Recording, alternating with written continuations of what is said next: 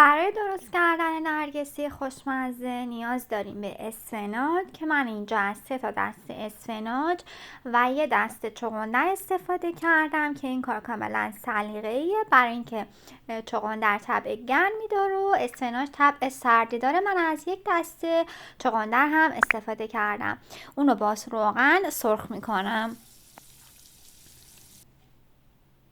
و همچنین نیاز داریم به برگ سیر که من برگ سیرها رو هم تو روغن سرخ میکنم. به جای برگ سیر از سیر رنده شده هم میتونید استفاده کنید.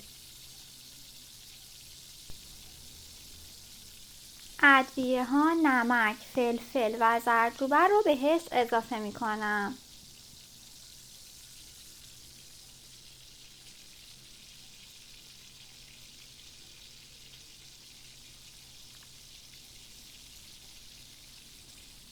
مقداری آب نارنج هم به موادم اضافه میکنم. اینجا آب نارنج آب شده چون مال من یخ زده بود و برگ سیرم هم سرخ شده.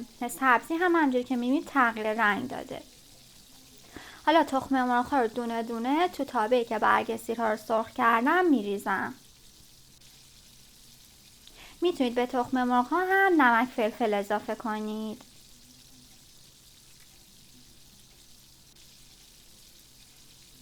وقتی که تخم مرغ خودش رو گرفت به مواد سبزیم اضافه میکنم و خوب هم میزنم تا مخلوط بشن.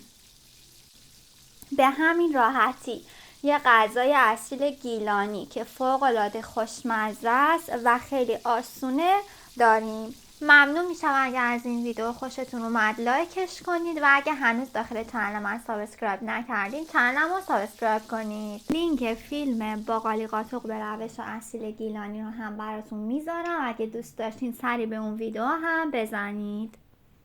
برای دیدن ویدیوهای بیشتر کانال مهتاب پز رو سابسکرایب کنید.